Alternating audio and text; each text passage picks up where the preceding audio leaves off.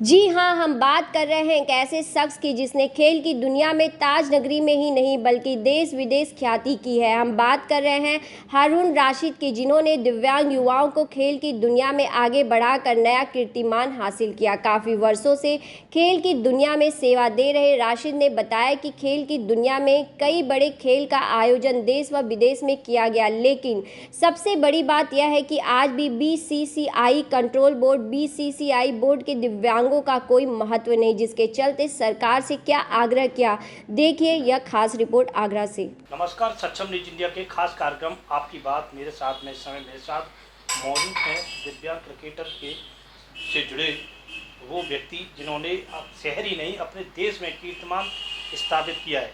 इस समय उनसे जानेंगे कि कब से इन्होंने क्रिकेट में कदम रखा और अब कहाँ कहाँ इनकी आयोजन रहे और कहाँ कहाँ खेलों का इनके खिलाड़ी खेले, और भी कई मुद्दों पर बातचीत करेंगे। जिस समय मेरे साथ मौजूद हैं हारून रशीद जी, इनसे बातचीत करेंगे इनका पूरा कार्यकाल क्या रहा और अपने क्या अनुभव इनके क्रिकेट को लेकर क्या अनुभव बताते हैं। सर, सबसे पहले अपना परिचय। मेरा नाम हारून रशीद है और मैं जनरल सेक्रेटरी हूँ दिव्यांग cricket control board of India का। इसके साथ ही जनरल सेक्रेटरी हूँ मैं अंतर्राष्ट्रीय cricket council for physical challenge, जिसमें हमारे साथ 8 देश के लोग शामिल हैं, और कोषाध्यक्ष हूँ मैं दिव्यांग क्रिकेट काउंसिल ऑफ इंडिया का। पहले सवाल कि आप क्रिकेट में कब से जुड़े और क्या क्या कार्य रहे आपके? देखिए, क्रिकेट में मैं सन 2002 से जुड़ा हूँ। लखनऊ के डॉक्टर अब्दुल वाहिद सिद्दीकी साहब ने मुझे उत्तर प्रदेश क्रिकेट टीम का सेलेक्टर बनाया था, और उससे मैं उस वक्त विकलांग नाम चलता था, इन विकलांग खिलाड़ियों से रूबरू होने का मुझे अवसर मिला। मुझे बड़ी खुशी हुई कि ये लोग भी क्रिकेट खेलते हैं। लेकिन उस वक्त शुरुआत की तो मन में क्या सवाल रहते थे, क्या लगता था, कुछ विचार मन में यही रहता था कि इन खिलाड़ियों को भी प्रोत्साहन मिलना चाहिए। और उस वक्त ये क्रिकेट केवल टेनिस बॉल से हुआ करती थी और इनकी राज्य स्तरीय टीमें थी।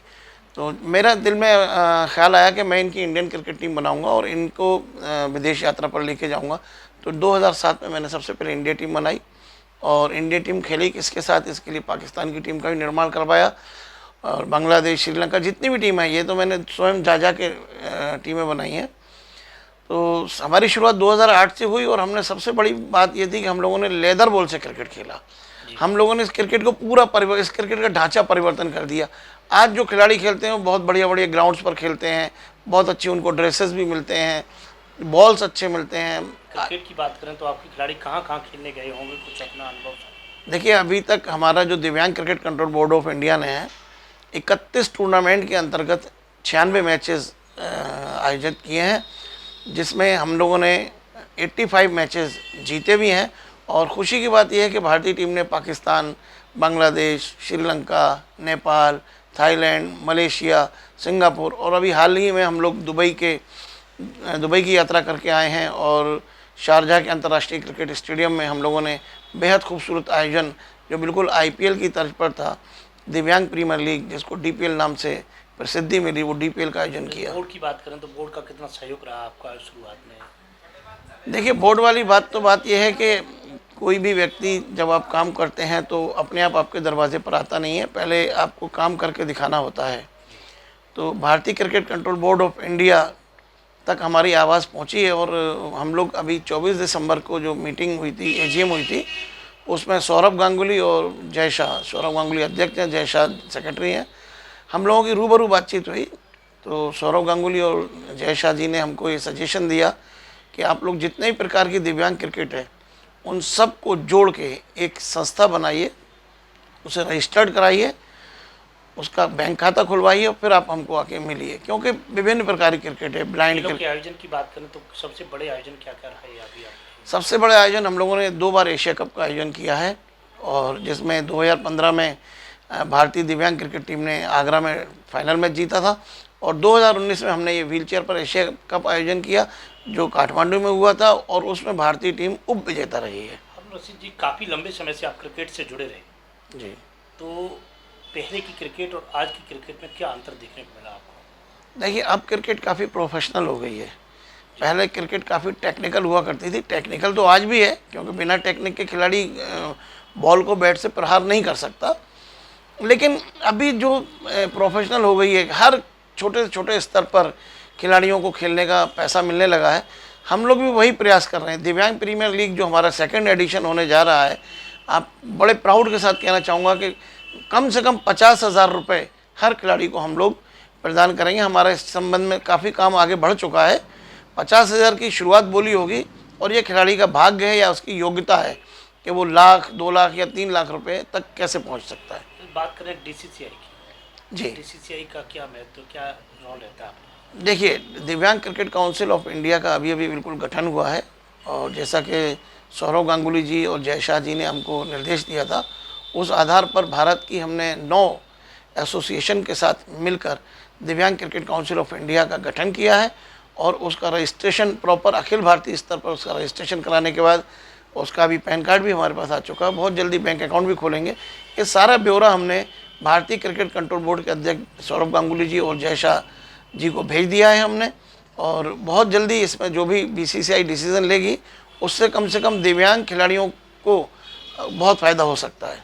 हम रशीद जी बात करें सरकार की, सरकार का कितना सहयोग रहता है आप लोगों को? देखिए, सरकार की बात यह है कि सरकार के मैनिफेस्टो में क्रिकेट का खेल जो है वो दिव्यांगों के लिए नहीं है, क्योंकि पहले आयोजन ही नहीं होते थे। अब क्योंकि इस क्रिकेट को हमने किया है तो हमने अपनी आवाज़ सरकार तक पहुंचाई है।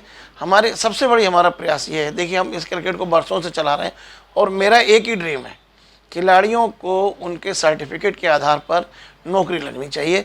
Ranji trophy under 19 CK Naidu खेला हुआ खिलाड़ी सरकारी नौकरी पर लगता है, तो दिव्यांग खिलाड़ी अंतर्राष्ट्रीय क्रिकेट खेल के क्यों नहीं लगता? मेरी सबसे बड़ी लड़ाई यही जा रही है, क्योंकि भारत की कई संस्थाएं हैं जो सर्टिफिकेट जारी करती हैं। आप विश्वास मानेंगे उनके कॉन्स्टिट्यूशन में मतलब स्टेट लेवल टीम चलाने का भी उनको राइट नहीं है। वो खिलाड़ियों को सर्टिफिकेट जारी करते हैं, खिलाड़ी का सर्टिफिकेट वो केवल रद्दी का टोकरा बन के रह गया। हम ये नहीं चाहते हैं। दिव्यांग cricket control board of India का सर्टिफिकेट वैल्यूएबल होना चाहिए, इसके लिए हमारी पूरी जंग चल रही है और हमने कॉन्स्टिट्यूशन के आधार पर हमने काम किया। हम कोई भी काम करते हैं बिना सरकार की अनुमति के नहीं करते।